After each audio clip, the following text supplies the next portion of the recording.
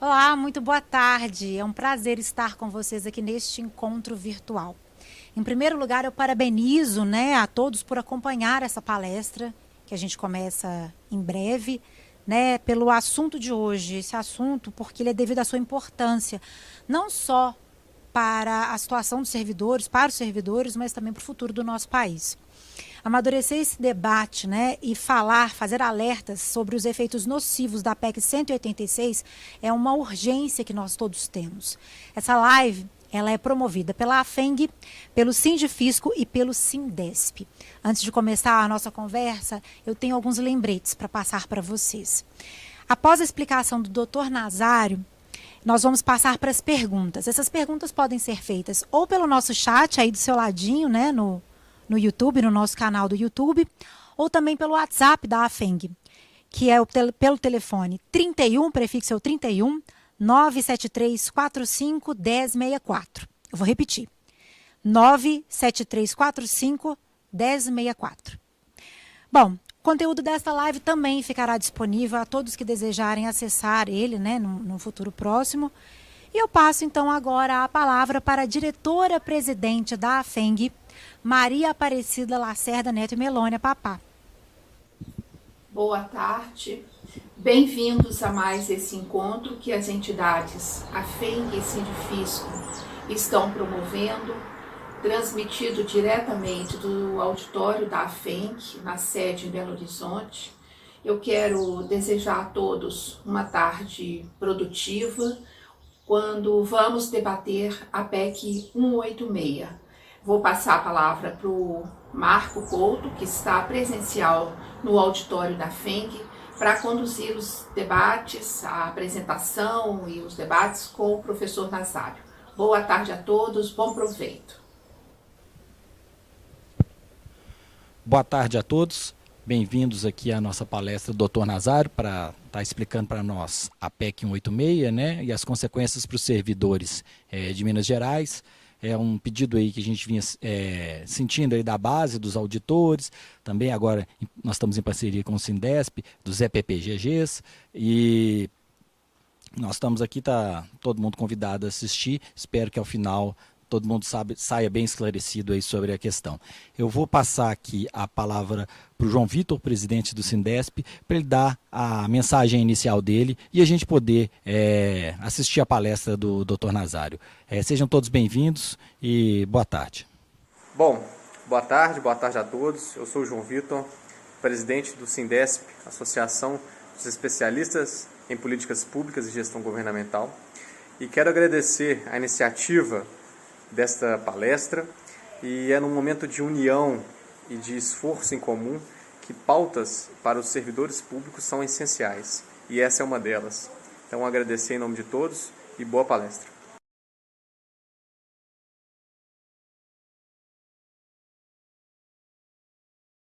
É um prazer estar aqui com vocês, conversando um pouco sobre a PEC 186, que vem reformando um pouco das diretrizes do serviço público.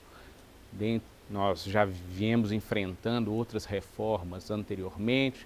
Vocês perceberam que a ideia atual governamental é essas alterações das diretrizes dos vínculos jurídicos com os servidores, primeiramente com a reforma da Previdência já aprovada, agora com a PEC 186, que foi unificada com a PEC 188, e ainda temos num futuro próximo uma discussão sobre a PEC 32 também. Hoje nós vamos tratar especificamente sobre a PEC que hoje se encontra mais avançada no Congresso Nacional, que é a PEC 186. Todos já devem ter percebido e acompanhado a aprovação dessa PEC junto ao Senado. O texto já se encontra na Câmara para discussão, com pauta, aliás, já diretamente para o plenário sobre o assunto, com relator já nomeado. Então, aliás, um relator do PSL que vai tratar sobre esse tema. Nós estamos percebendo a dificuldade, inclusive, de evolução do texto nesse momento,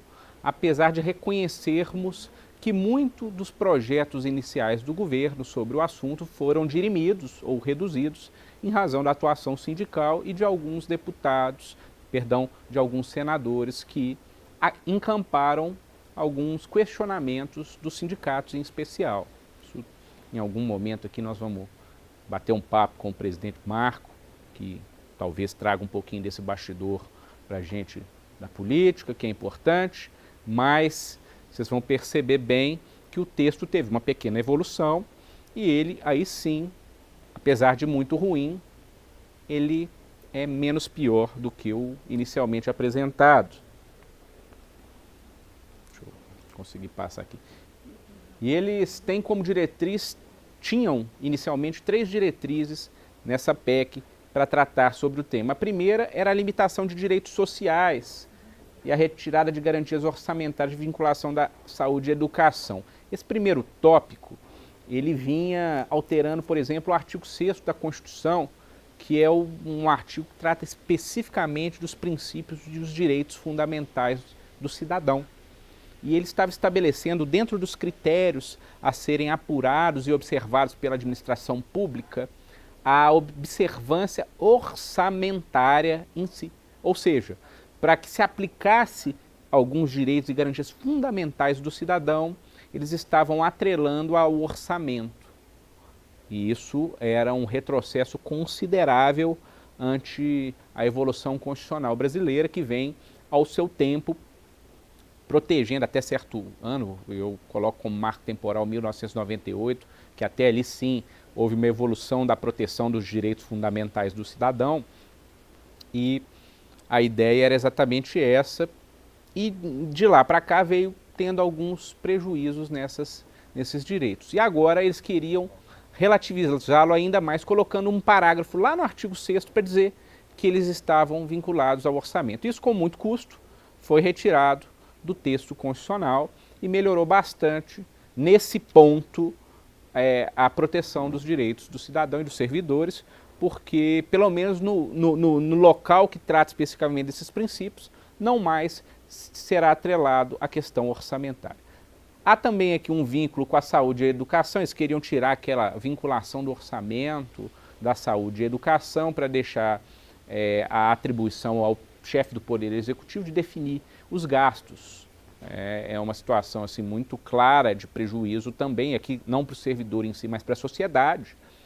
E esse texto foi retirado da PEC também, já antes da votação do plenário do Senado. Eu costumo dizer nesse ponto aqui que, para mim, isso nunca foi o viés e nem vislumbrável pelo governo a aprovação dessa parte do texto, que é um atingimento de toda a sociedade de forma muito grave. Acho e vejo muito mais como aquele texto que a gente costuma dizer de bode na sala, um texto muito ruim que a gente tira em determinado momento para dizer que retrocedeu em algum ponto, para passar o que de fato eles tinham interesse, que era a parte de servidor público e a parte de orçamentária, que essa PEC 186 visa mais do que qualquer outra coisa.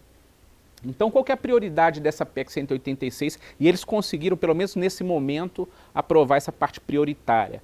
É a questão do controle financeiro dos entes federativos. Eles colocam em vários pontos, nós vamos perceber isso quando começar a passar ponto a ponto, eles colocam instrumentos de obrigação do governo em observar a perspectiva orçamentária. Pessoalmente, acho isso muito importante de existir. O problema é inexistir regra de transição para tratar sobre o tema, porque ao estabelecer essa obrigatoriedade orçamentária constitucional, que é uma coisa para nós óbvia, que você deve arrecadar mais do que você gasta, é um instrumento de suma importância para a autossustentabilidade. O grande problema é que isso nunca foi feito.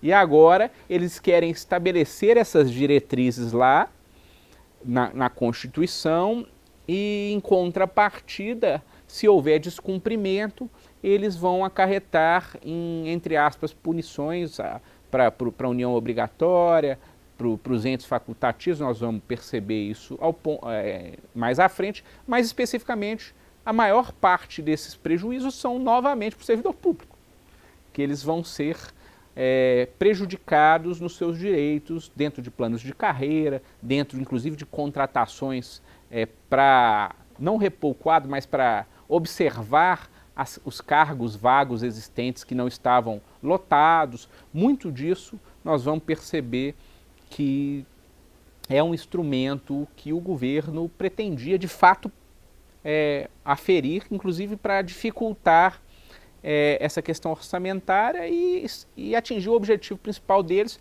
que com a PEC 32 a gente vai perceber isso, que é precarizar ou relativizar esses direitos dos servidores públicos propriamente dito. Em uma outra oportunidade nós vamos falar sobre esse ponto específico.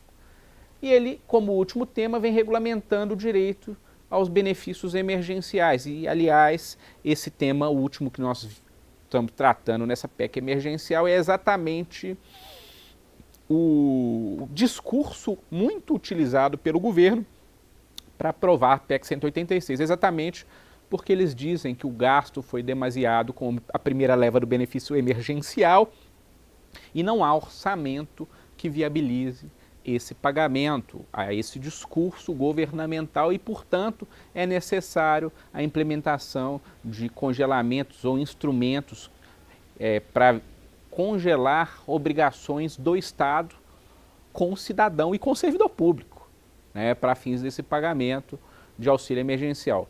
Todos nós sabemos que esse dispositivo, obviamente, era desnecessário para a implementação desse benefício emergencial por motivos óbvios, e o principal deles é porque ele já foi implementado sem essas diretrizes anteriores. Logo, se antes não precisava de nenhum ditame constitucional para a implementação desse tipo de benefício, agora que, inclusive, a proposta é um benefício menor, não se fazia ou não se faz necessário que exista um dispositivo constitucional que, aliás, eles tentam engessar um valor máximo de pagamento, nós vamos ver isso à frente, mas para dificultar, inclusive, eventual extensão do benefício com essas regras, para no futuro, talvez, utilizar novamente como moeda de troca para aprovação de eventual PEC dos servidores públicos lá na frente da precarização do regime jurídico único.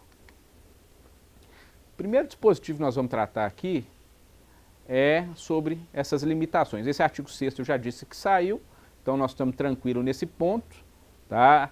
Que havia essa observância orçamentária. Agora, o segundo ponto é um dos mais preocupantes aqui para nós, tá? Que ele vem mudando o texto do artigo 169 com uma palavrinha só. Parece simples, passou batido por muita gente, mas ele é essencial para essa discussão. O 169, para quem não sabe, ele trata sobre gasto de pessoal.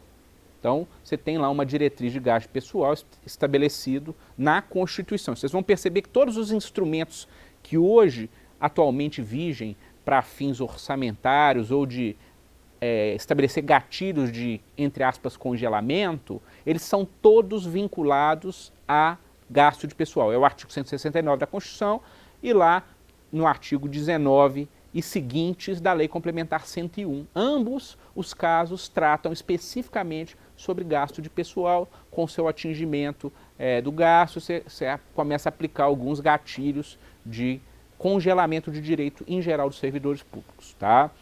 E hoje o 169 está sendo alterado pelo seguinte: ele estabelecia para fins de cálculo desse gasto, para a aplicação do 169, despesa com ativo e inativo.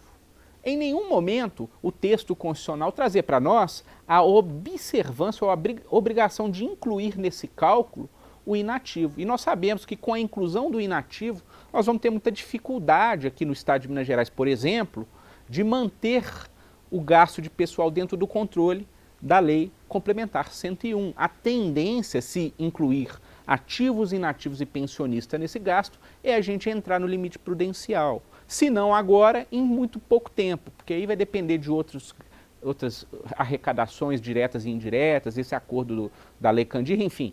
Mas fato é que nós vamos estar muito mais próximos, ou já dentro, desse limite prudencial da Lei Complementar 101.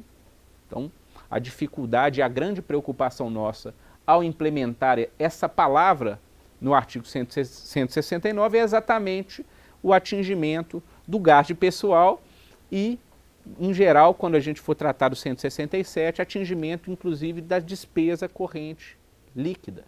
É algo que nós também vamos tratar com muita preocupação. Vocês vão perceber que tudo que nós vamos discutir agora é mais relacionado à questão orçamentária. Eles mudam também o artigo 37, parágrafo 16, que trata sobre a obrigação de análise de políticas públicas. Na verdade, eles estão incluindo esse parágrafo 16, que hoje ele não existe dentro das diretrizes do artigo 37, que é o que trata da administração pública na Constituição, e fala da questão de estabelecimento de metas políticas orçamentárias.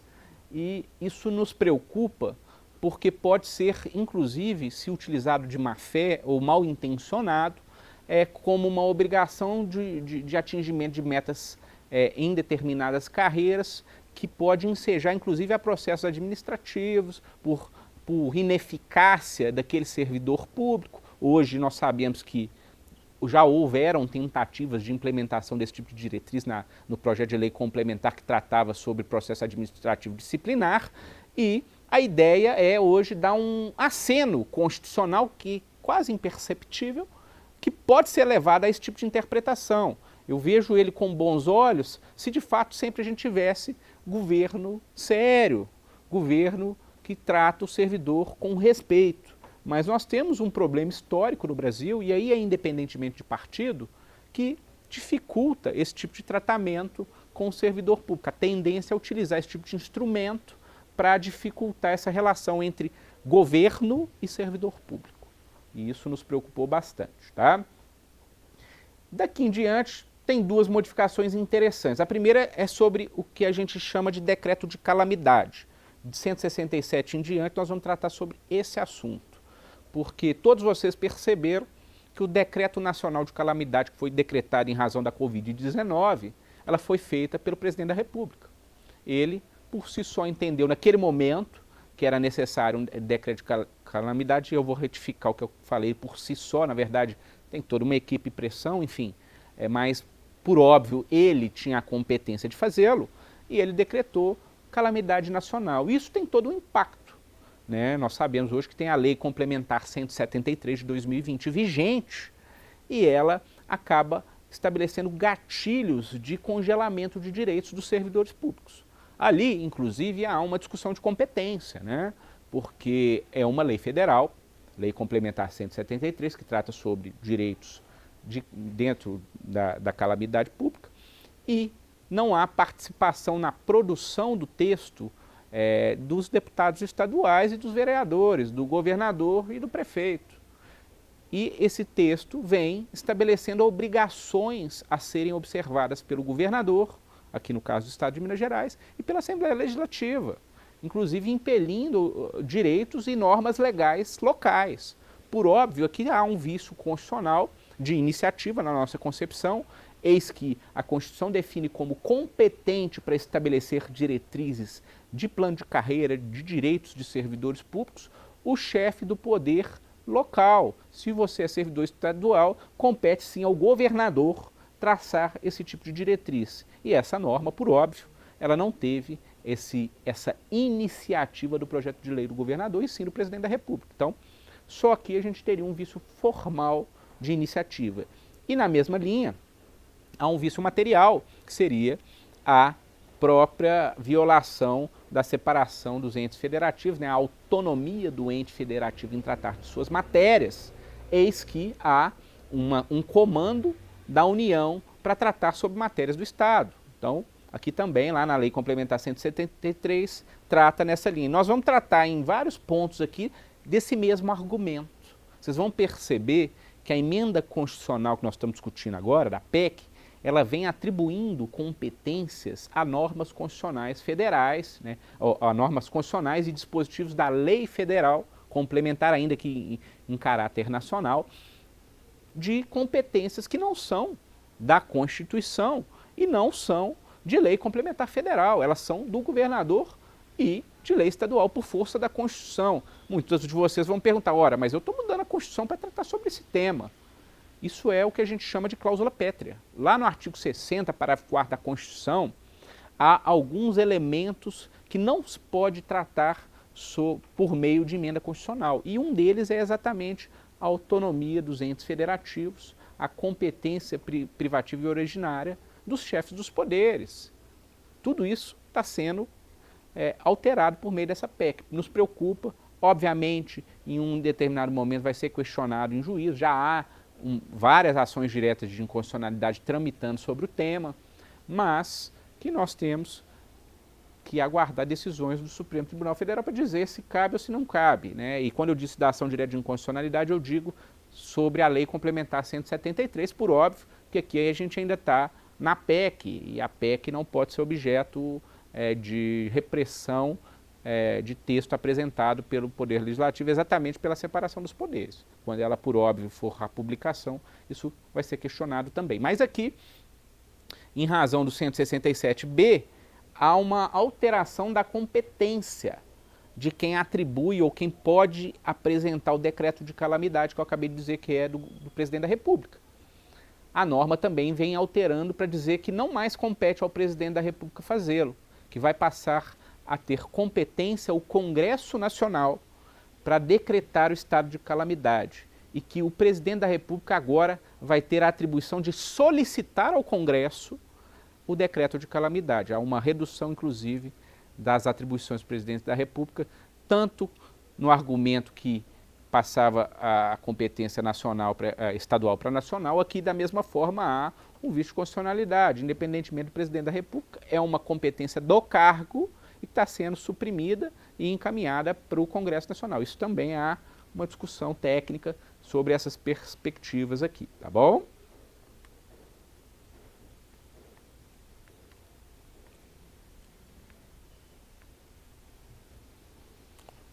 Desculpe, teve um erro técnico aqui, o controlinho travou.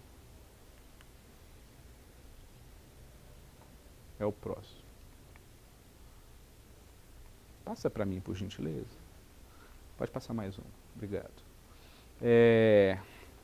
Em relação a outros artigos que nos preocupam, a gente trouxe aqui o artigo 163, que num primeiro momento ele vem tratando de situações de sustentabilidade. É aquilo que a gente falou lá no início.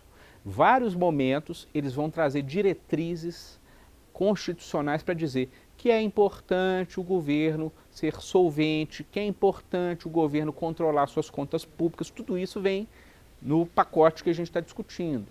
Mas ele traz alguns pontos que, em razão exatamente do descontrole histórico, passa a ser preocupante.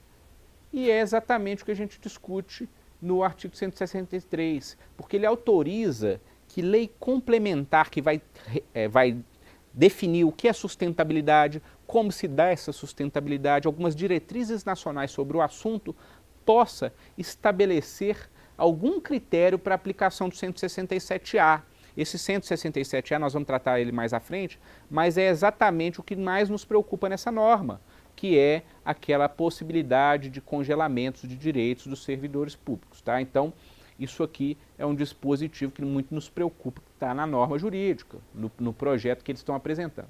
O artigo 164, o 165, parágrafo 2º e 16, ele vem exatamente convalidando essa ideia de sustentabilidade, porque ele obriga, por exemplo, a LDO, Lei de Diretriz Orçamentária, o Plano Plurianual e a LOA, que são os instrumentos orçamentários do ente federativo, a vir com essa atribuição de sustentabilidade. Eu não vou poder ficar fazendo essas, pelo menos é a ideia do dispositivo, ficar apresentando orçamento deficitário de 200 bilhões, 300 bilhões. Né? Não é razoável. Até concordo com o objetivo da norma, mas não da forma da autoimplementação tal qual eles pretendem fazê-lo, sem qualquer regra de transição, exatamente porque esse déficit está aí na União, né? Principalmente está aí todo ano apresentando orçamentos deficitários de valores consideráveis. Passa para mim, por favor. Então, em razão dessas preocupações nossas, a gente pretende ou vem questionando essas formas de trabalho governamental. Um dispositivo muito importante que foi retirado, acho que a gente tem que dar os méritos para os trabalhos do sindicato e das associações, é essa parte que trata no texto exatamente sobre saúde e educação. Em vários pontos eles vinham tirando esse vínculo orçamentário e todos esses dispositivos foram retirados, com muita insistência, com pressão política. Vocês conhecem bem como que é o trabalho sindical e das associações. Em razão disso e a pressão popular, foi mantido as diretrizes da saúde e da educação. Então, esse texto foi retirado da PEC nesse momento e, por isso, há um ganho, se é que assim a gente pode chamar, uma manutenção de direitos fundamentais já reconhecidos na Constituição. Esse é um outro parágrafo que nos preocupa muito, que é o artigo 167, inciso 4. O artigo 167, ele vem dizendo o que é vedado tratar, né, sobre vinculação da receita. Por exemplo, o texto atual, se vocês forem lá no 167, inciso 4, lá diz o seguinte, que é vedado a vinculação de impostos, ressalvado, e aí vem lá alguns pequenos rolos, que é, por exemplo, a saúde e a educação. Eles trouxeram agora outro objetivo da norma, que ali ele tinha o intuito de manter as diretrizes do tributo imposto, que ele é um tributo desvinculado, dissociado. Agora não. Agora eles trazem um dispositivo para dizer o que se pode desvincular, vincular. Porque eles vêm dizendo todas as exceções possíveis. Eles trocam a palavra imposto por tributo, né? Então, perdão, por receita. E a receita enseja toda a parte arrecadatória do ente federativo e ele vai entrar ali contribuições, taxas, impostos, enfim, toda a forma de arrecadação do ente vai estar agora vinculado nesse inciso 4 e somente poderá ser associado a algum fundo, alguma despesa vinculada, o que vem nessas exceções. E eles vêm trazendo várias, que é receitas oriundas de taxa, contribuição e doação, empréstimo compulsório, isso por óbvio, porque a essência desses tributos são vinculados. Então, se eles viessem trazendo uma alteração na emenda constitucional, dizendo que, por exemplo, a contribuição previdenciária não paga mais previdência, é um dispositivo absolutamente inconstitucional. Que taxa que é utilizada exatamente para a contraprestação de um serviço, ele não é mais associado àquilo? Por óbvio, você está violando a essência tributária e seria inconstitucional. Mas ele vem dizendo, por exemplo, lá na frente, pode passar por gentileza, lá na frente, sobre receitas de fundos, e eles especificam quais podem e quais não podem. E um dos dispositivos que eles trazem para a gente, muito nos preocupa, é o dispositivo que fala que poderá ser criado fundos vinculados, desde que a administração pública direta não possa prestar aquele tipo de serviço. Então, por exemplo, se eu tinha um fundo tributário arrecadatório, eles poderiam muito bem dizer que aquele fundo não é necessário, porque o ente federativo tem competência e condição de prestar aquele serviço. É aquela ideia que eles trouxeram lá no início de extinção de todos os fundos. Mas como eles não conseguiram emplacar um texto tão radical, eles trazem várias limitações desses dispositivos para dificultar. Todas essas situações que eu trouxe para os senhores são situações que podem ser vinculadas à parte tributária. O que não se encontra no 167, inciso 4, por consequência, não poderia ser vinculado à questão arrecadatória.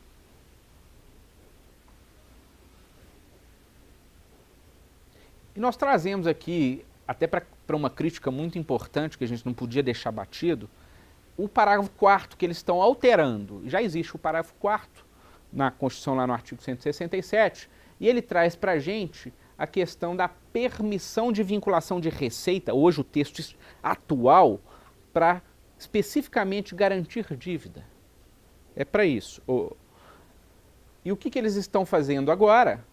Eles, além de manter essa garantia da contra-garantia e da insolvência, que hoje está lá no texto constitucional, eles permitem a vinculação de receita para pagamento de dívida com a União.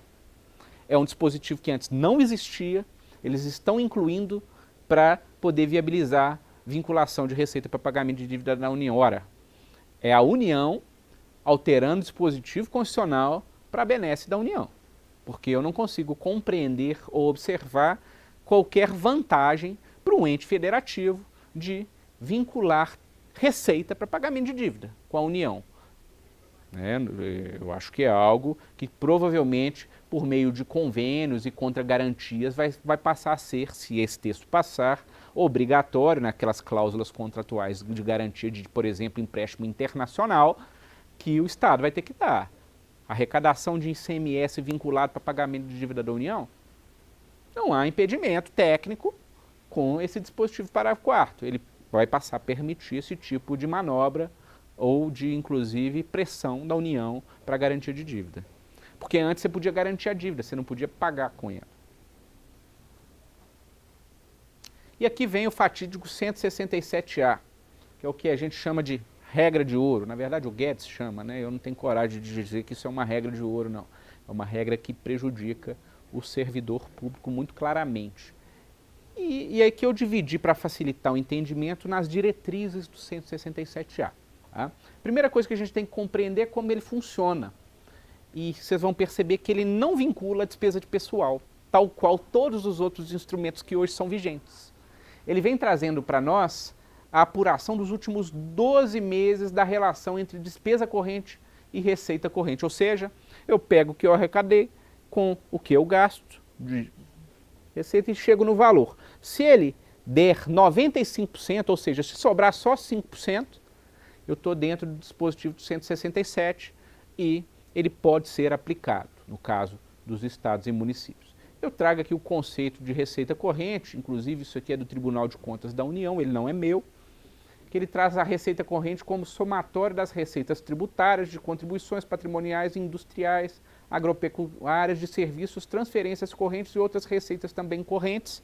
E ele trata como despesa corrente as despesas de custeio da manutenção das atividades dos órgãos da administração pública. Então, eu faço essa soma contra a subtração. Se chegar a 95% de gasto, eu aplico ou posso vir a aplicar o 167A. E o que o 167A traz para a gente?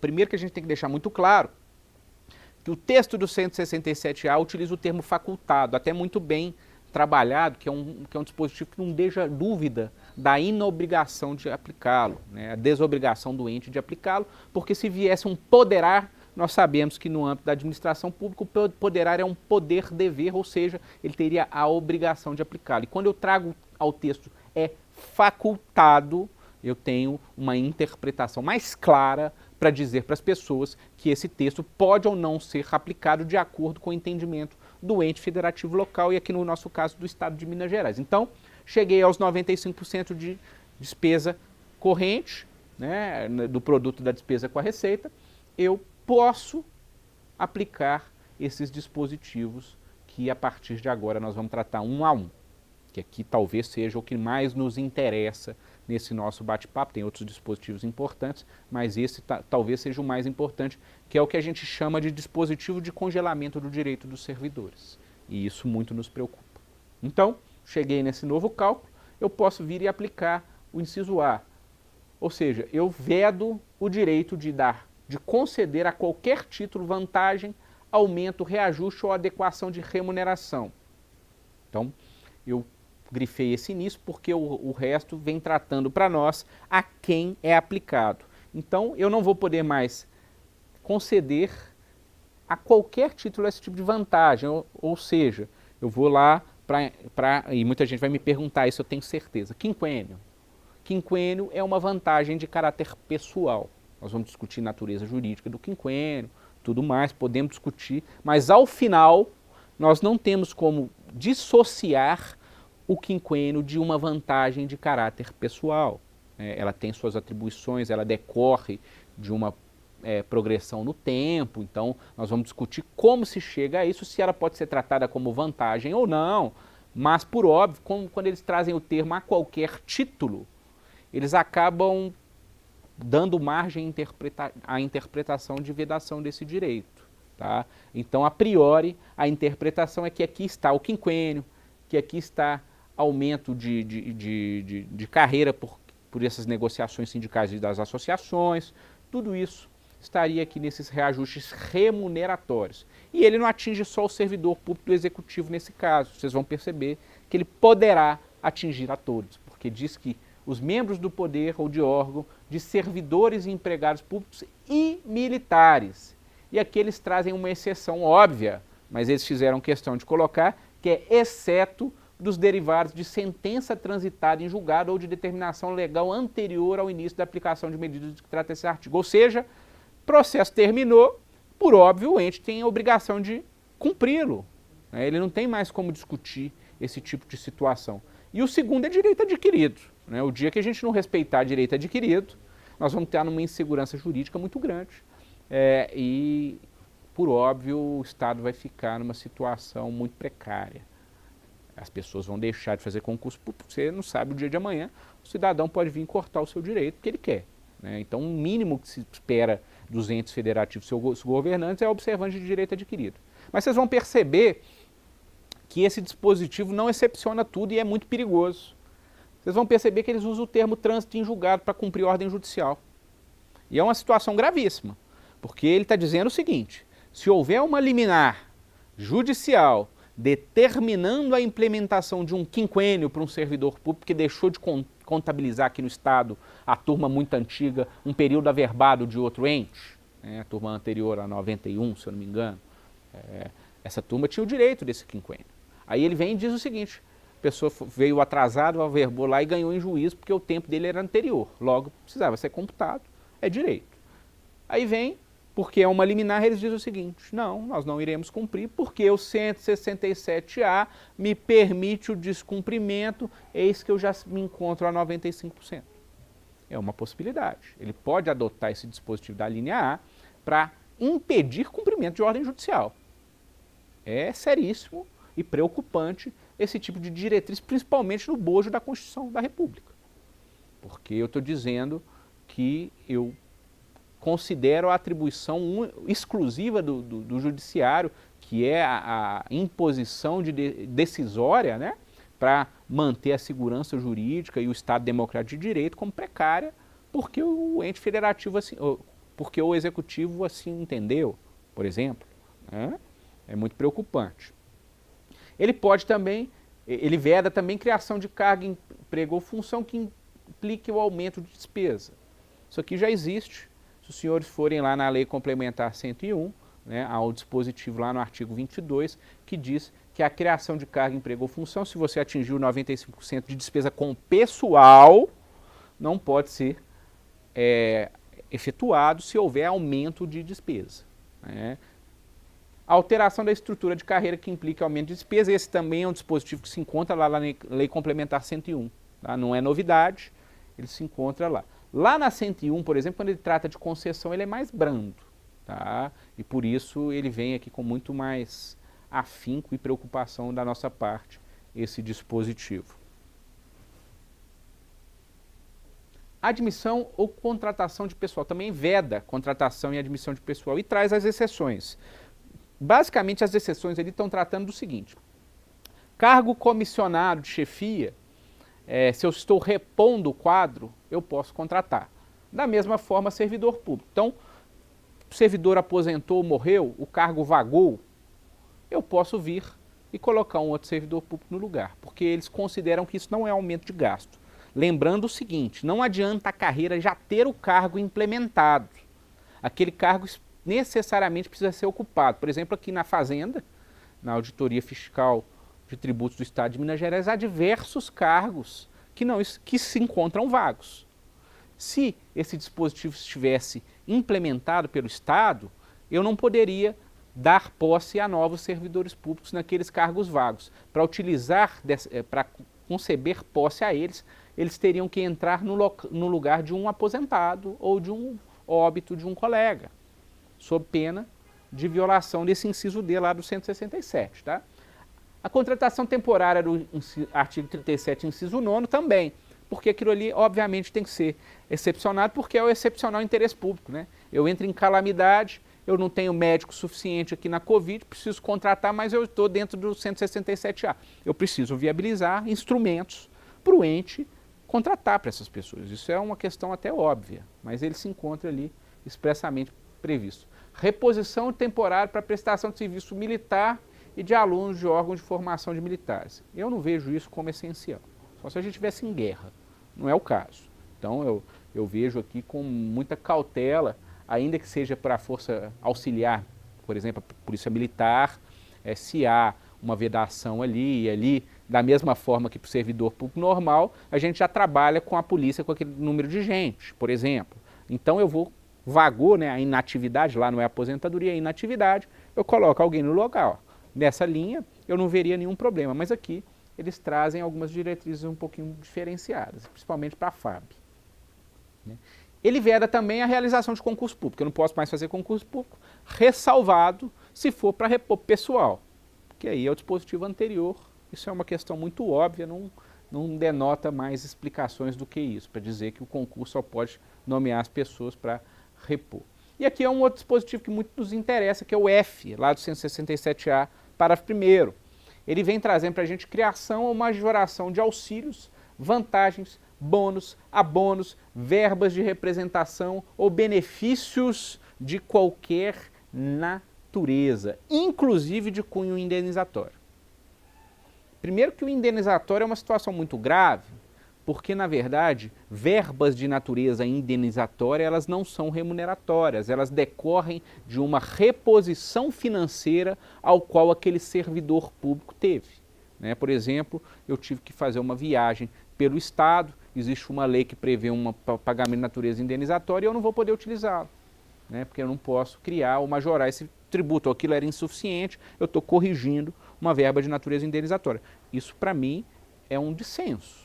Porque você está dizendo que as pessoas vão ter que gastar do próprio dinheiro para poder prestar serviço público.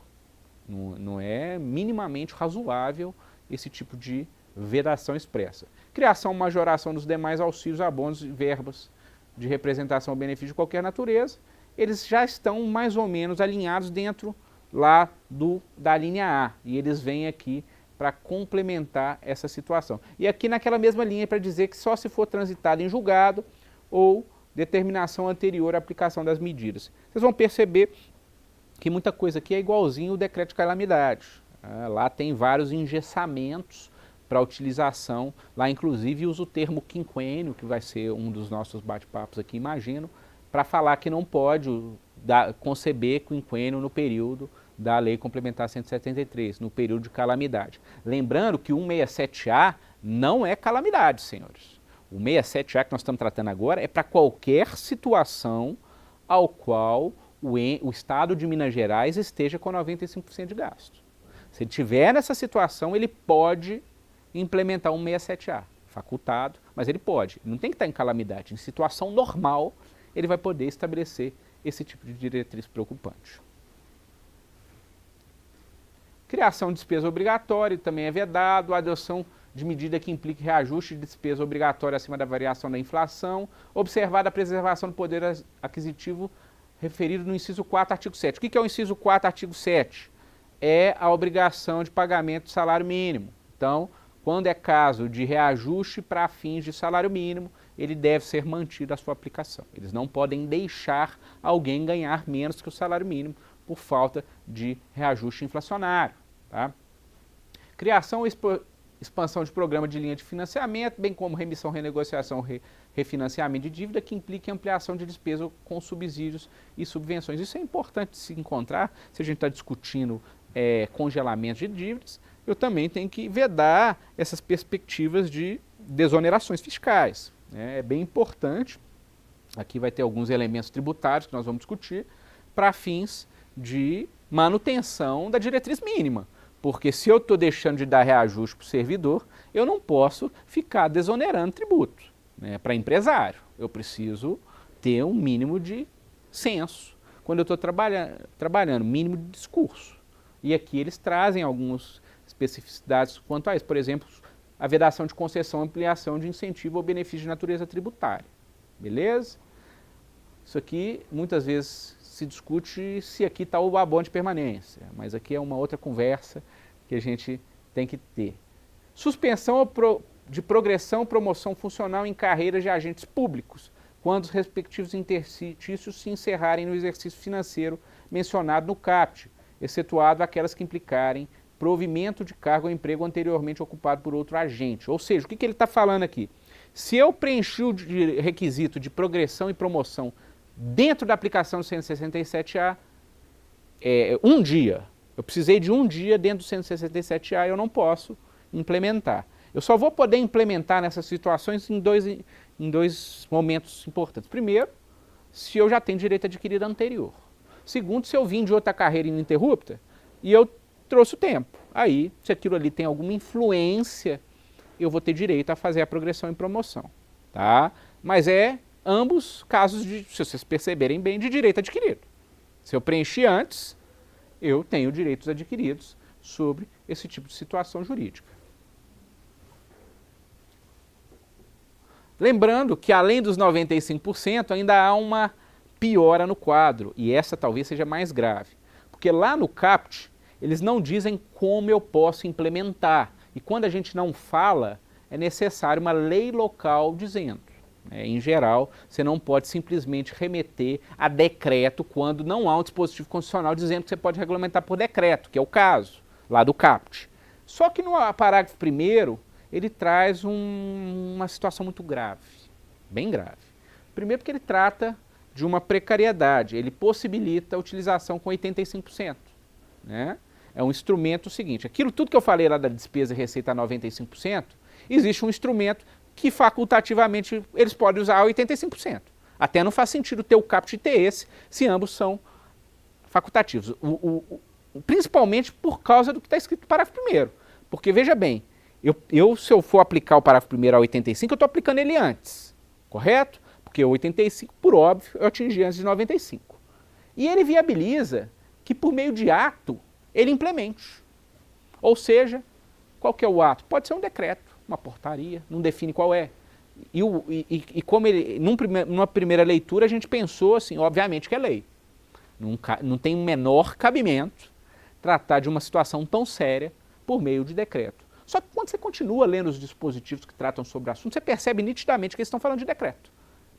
Né, ou medida provisória, no caso da União. Eles dizem o seguinte, que se aquilo for tratado, se ele for utilizado, ele vai ter que ser remetido à Assembleia Legislativa, no caso do Estado, para convalidar o ato. Ora, qual é o único ato que o ente federativo, o chefe do Poder Executivo pode tratar? O único não, mas que tem uma projeção estadual. É o decreto.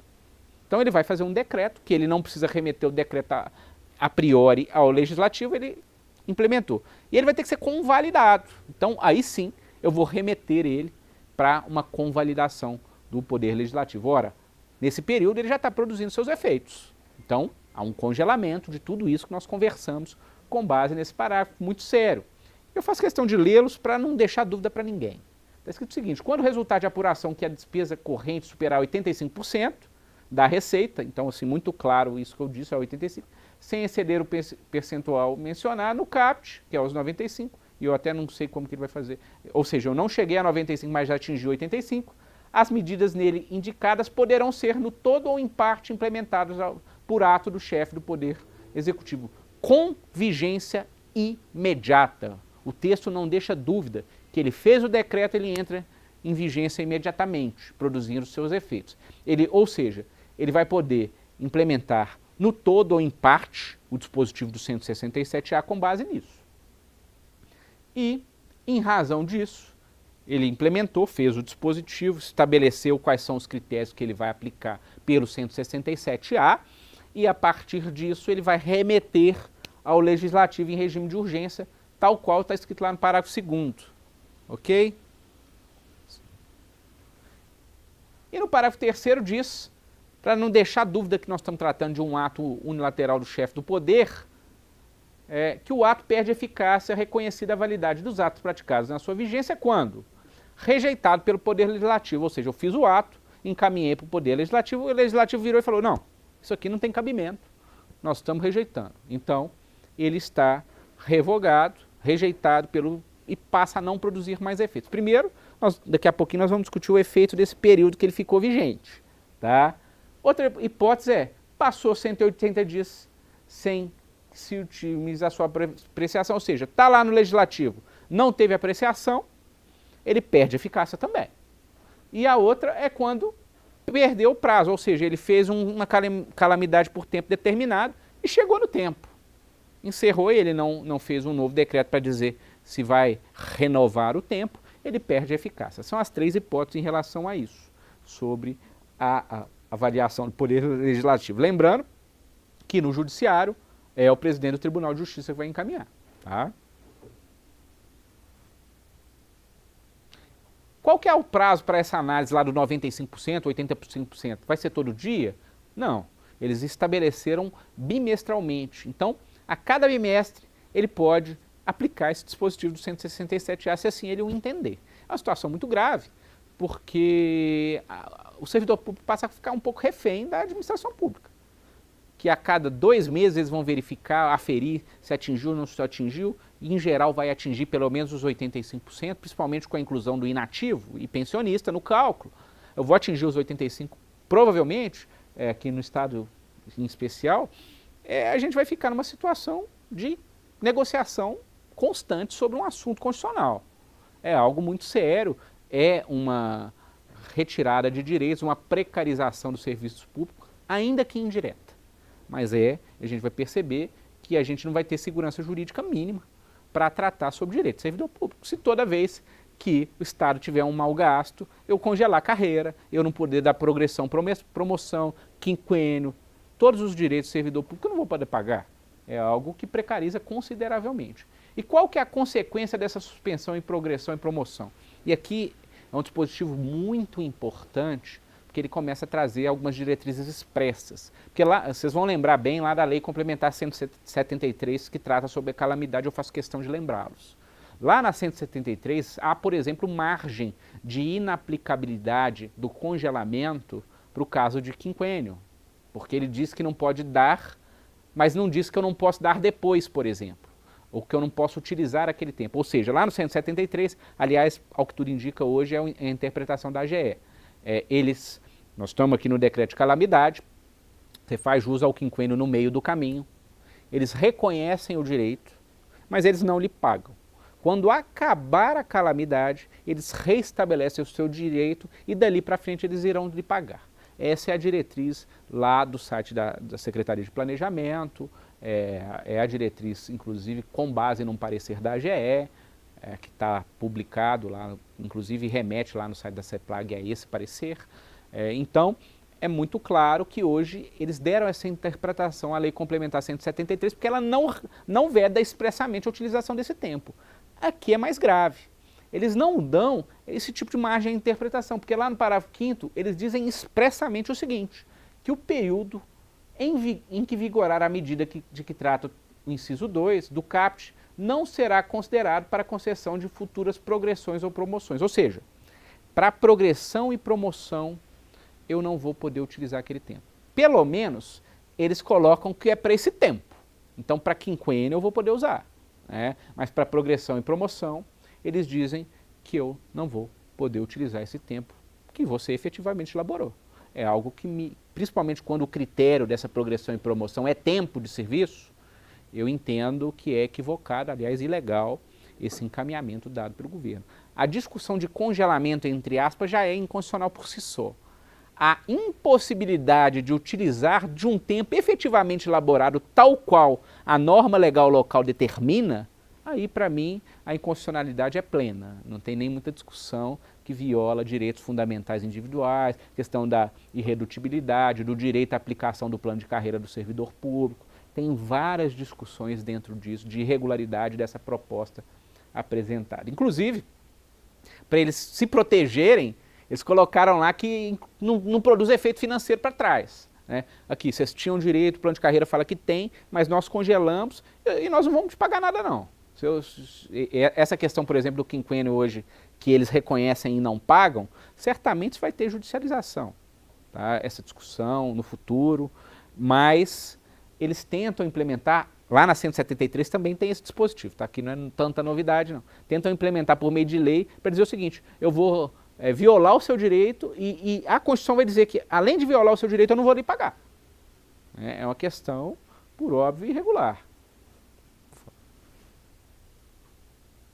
Consequências de não adoção das limitações. Ora, está lá o 167A, tudo isso que nós falamos agora, ele estabelece as vedações expressas dos congelamentos e tal. É facultado? É. Mas quais são as consequências do Estado se ele não fizer esse tipo de regulamentação para fins de controle fiscal? Vai aplicar lá o que tem disposto parágrafo 7º, que é basicamente o seguinte, ele não vai poder ter, a União não vai conceder para ele, a qualquer título, garantias para fins de empréstimo. Então ele vai ter ali um impeditivo de garantia internacional, por exemplo, empréstimo internacional, né? Tomada de operação de crédito por parte do ente envolvido com outro ente da federação diretamente ou por intermédio de seus fundos. Então, é basicamente um impeditivo de empréstimos, né, ou de concessão de crédito. Ambas as palavras são próximas, mas tecnicamente são diferentes. E a ideia é essa, dificultar a solvência do ente. Ora, ele já está passando dificuldade, ele está se virando, ele tem esses instrumentos para viabilizar a solvência. O parágrafo 7º vem para dizer que ele não pode fazer isso. Os impactos para o Estado, ao que tudo indica, não é muito grande em relação ao parágrafo 7º, porque ele já está nos limites financeiros. O Marco, nesse ponto, tem mais informação do que eu, ele pode tratar especificamente sobre isso para nós daqui a pouco, mas basicamente é esse tipo de dispositivo. Você já quer falar, Marco, sobre esse assunto? Acho que é importante a gente já falar dentro do tema. Só para complementar o Nazário, Minas está bem próximo do limite, né? Então isso também não é muito uma opção para nós em termos de penalidade, né? Não teria muita eficácia, mas com certeza o governo vai alegar que tem que fazer, porque senão vai ter essa penalidade, igual fez na Previdência, né? Então a gente tem que ficar atento mesmo. Excelente. Nós temos também, porque tem vários outros dispositivos na norma, e eu não estou tratando deles, vocês vão perceber, porque são questões da União. Não nos interessa o que a União vai acontecer com eles, o que interessa hoje aqui para a gente é para o servidor público do Estado, que tem, por exemplo, 109 lá que está mudando da DCT, que não tem nada a ver com o Estado. A questão de gasto pessoal da União e suas políticas de congelamento lá previstas. Tá? O 167E, ele tem alguma relevância para a gente, que ele diz o seguinte: fica dispensada durante a integralidade do exercício financeiro em que vigora a calamidade de âmbito nacional as observâncias do inciso 3 do 167, que trata sobre a questão de diretrizes financeiras. Isso é bem importante. E o próximo, que é o mais importante deles, é o 167G. Aqui é o que é o decreto, perdão, 167B diz o que é o decreto de calamidade nacional, como que as suas diretrizes e durante a vigência quais são os impactos para a União sobre ele. Eu trouxe ele para nós só para explicitar como se faz o decreto de calamidade nacional, que é de competência do Congresso Nacional, expressamente agora. O 167G, esse sim tem um impacto e é importante tratarmos sobre ele, porque talvez é um dos grandes pontos que teve alguma evolução. O texto inicial, antes do plenário lá do Senado, ele tratava sobre esse assunto 167G para dizer o seguinte, que depois que terminasse o decreto de calamidade nacional, mantinha-se a aplicação das diretrizes do 167A, que esses congelamentos todos que nós estamos dizendo, por 2 anos. Ou seja, se viesse o 167A caput, ele diz de receita versus despesa corrente. Então, é esse tratamento lá. Quando eu aplico a calamidade nacional, automaticamente no texto originário, ele entrava no sistema de congelamento. E o 167G, mais do que isso, ele vinha e congelava por mais 2 anos depois da calamidade. Acabou a calamidade, ficava mais 2 anos. E esse texto foi muito alterado para praticamente não ter mais aplicação aqui no Estado. Isso foi muito importante, é um trabalho aqui das entidades que hoje aqui nós estamos representando esse bate-papo, dentre outras, mas principalmente, e eu presenciei alguns dos colegas trabalhando intensamente nesse assunto, e graças a Deus, esse texto, que era uma atrocidade, ele ficou para aplicar para a União, ainda que para a União ele também foi bem relativizado, porque ele trata especificamente sobre o termo de calamidade para a União. A partir de então, só dizendo ao final que é facultado aos estados e municípios a aplicação das vedações do caput, que é o 167A, nos termos deste artigo. Ou seja, se eu decretar calamidade local, eu posso aplicar o 167A, é facultado da mesma forma. Então nós saímos de uma obrigatoriedade que antes era, o congelamento por 2 anos, para um texto que agora, se decretar calamidade, vai ser facultado a aplicação do 167A. Ora, gente, se a calamidade for muito grave, tal qual se encontra hoje, a tendência é ele já ter a facultatividade 167A, principalmente aplicando os 85% que nós conversamos. Então esse risco já existe. É um dispositivo que na prática, na minha visão, ele acaba sendo inócuo para o estado de Minas Gerais, especificamente, a aplicabilidade dele. Tá bom? Os dois próximos dispositivos são importantes, mas não tão diretos. É claro que os servidores têm interesse, que é a questão de pagamentos de precatórios, que eles mudam a data de 2024 para 2029 e acabam com aquele crédito especial da União que ela financiava o pagamento de precatório e estabelece uma nova metodologia que não me parece ruim. Eu não sei se os entes vão ter condição de pagar na nova metodologia, porque eles falam que 1/12 do valor calculado percentualmente sobre sua receita corrente líquida. Então eles estabelecem um pagamento mínimo utilizado no orçamento para pagar o precatório, né? E eles tiram a obrigação da União de oferecer crédito especial para tratar sobre precatório. Na prática, se vai ter condição efetiva de pagar esse precatório, só o tempo vai dizer. Mas fato é que mudou de 2024 para 2029 e uma nova metodologia de cálculo para pagamento desses precatórios. O auxílio emergencial, só vou citar, porque ele trouxe aqui para a gente umas diretrizes mínimas. Eles agora estão querendo estabelecer no texto um valor mínimo de pagamento lá na Câmara, eles estão discutindo, eu não sei nem se eles vão fazer isso, porque senão o texto tem que voltar para o Senado, tem essas conversas lá, mas fato é que eles objetivamente quiseram estabelecer constitucionalmente para o exercício de 2021 um dispositivo de auxílio emergencial. Estão tratando constitucionalmente um dispositivo transitório constitucional para 2021. É algo assim que não tem muito cabimento, não faz o menor sentido você ter um dispositivo constitucional transitório de 1 ano. É algo assim, até viola a técnica legislativa nessa situação. E eles estabelecem um orçamento, eles não dizem que é máximo, né? Mas na prática eles estabelecem um orçamento que eles tendem a trabalhar com ele. Tá? Nos planejamentos e nas apresentações do executivo já estão trabalhando com esse valor financeiro aí, para poder dividir, eu não sei quanto tempo que dá, parece que 4 meses a depender da quantidade de pessoas, pagando 200, 250 reais, tá? Tem 2 revogações, uma é o artigo 91 da DCT, vou falar brevemente sobre isso, que dá uma palestra só para discutir sobre isso, que é basicamente o acordo firmado lá no Supremo Tribunal Federal entre os entes federativos em razão da imunidade tributária do tributo de exportação, porque antes, da exportação, perdão, em relação ao ICMS. Antes havia tributação de ICMS sobre produto de exportação, principalmente produto primário, e agora não tem nada. O que a Constituição falava? Que em razão disso era obrigatório a União fazer um sistema compensatório por meio de lei complementar e indenizar os entes. Um deles, um dos maiores prejudicados, e foi até o Estado de Minas Gerais, que trabalha com mineração, com muita questão internacional, e ele ficou num prejuízo muito grande em relação a isso. O Supremo Tribunal Federal julgou o assunto.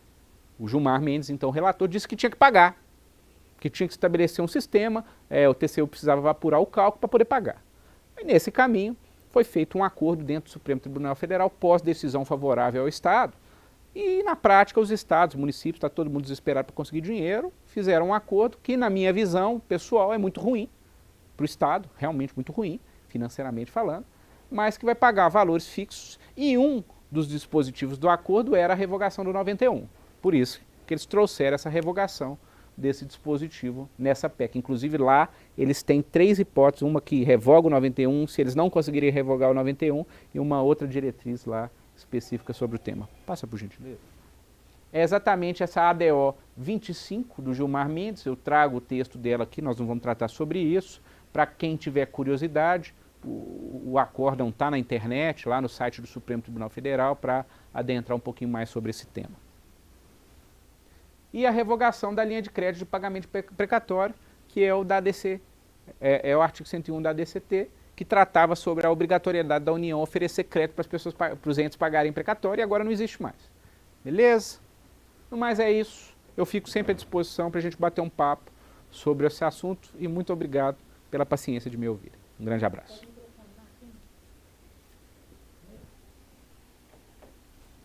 Obrigado, viu, doutor Nicolau, como sempre aí, doutor Nazário, pelo excelente palestra aqui. Algumas pessoas mandaram perguntas no chat, outras mandaram direto para mim, né? Então, vamos lá. Pergunta do Francisco Nascimento. Ainda tenho tempo para reverter minhas férias prêmios em dobro para obter meu 8º quinquênio? Entendi.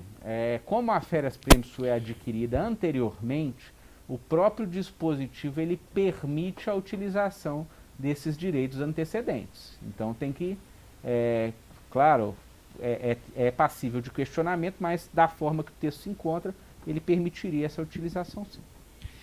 Outra pergunta aqui é do Franklin Almeida.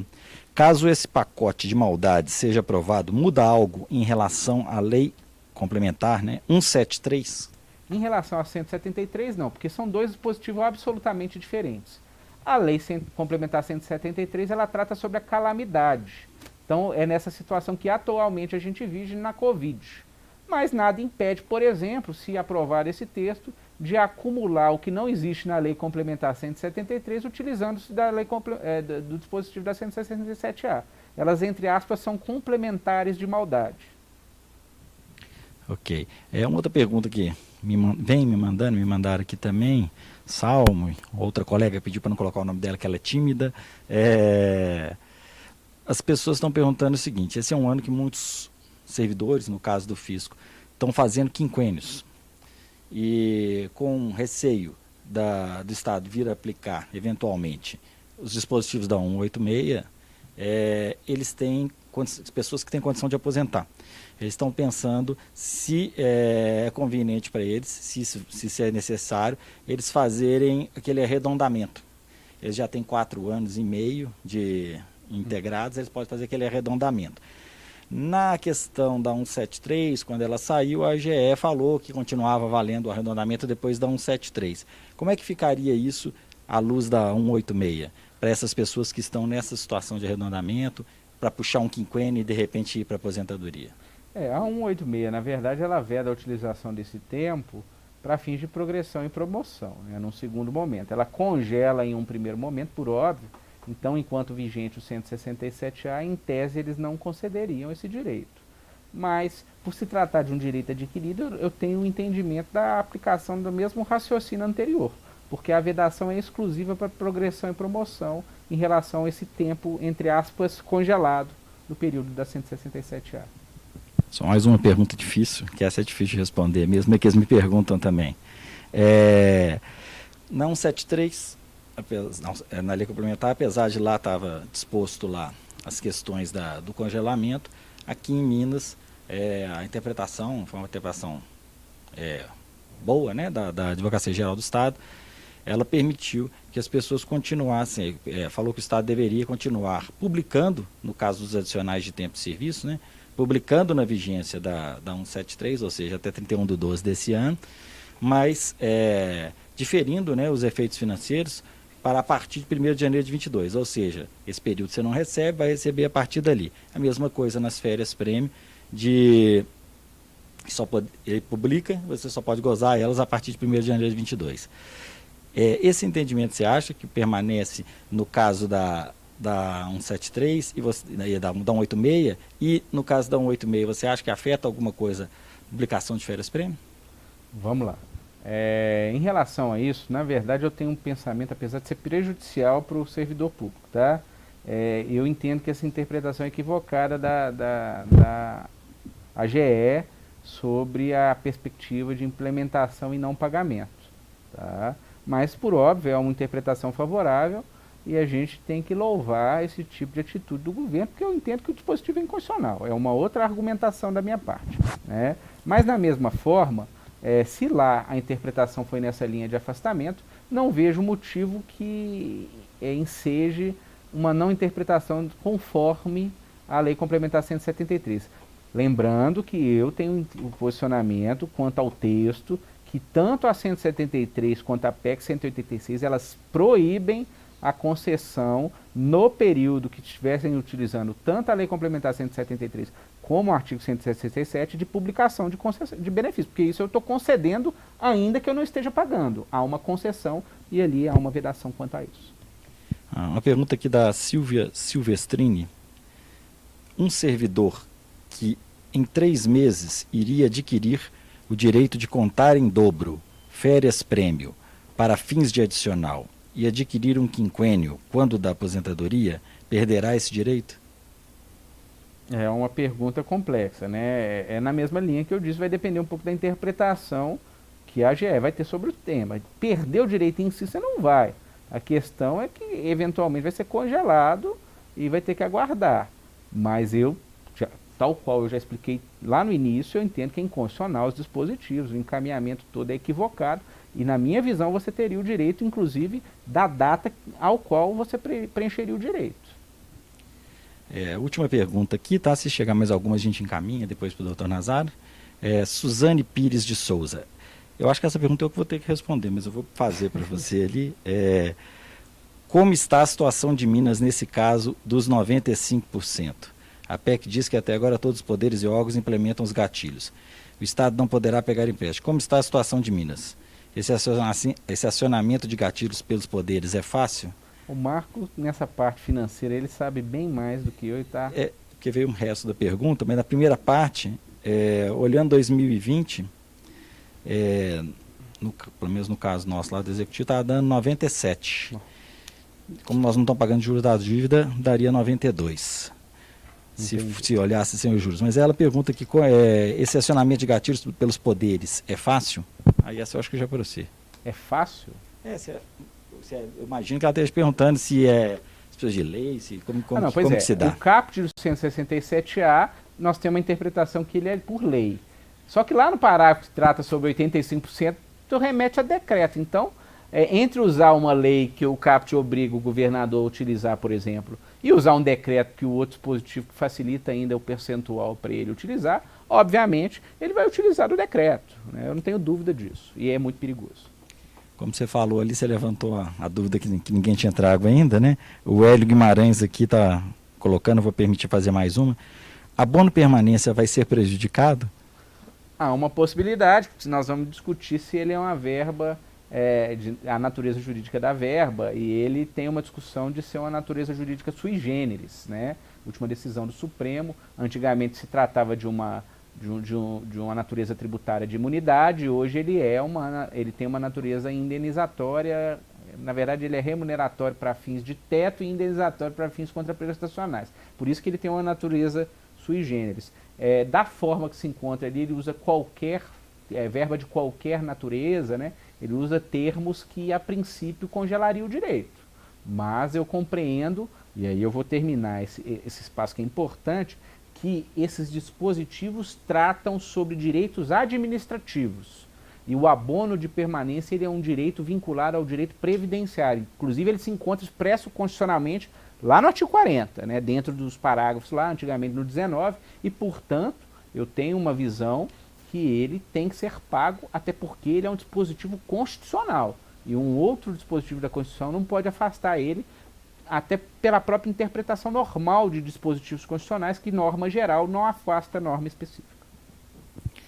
Obrigado, doutor Nazário. Hoje nós vamos encerrar então aqui a nossa palestra aqui, agradecendo muito ao doutor Nazário aí pela disponibilidade, que sempre aceita os nossos convites. Agradeço muito aí em nome do Sindifisco, da FEM, do Sindesp, e espero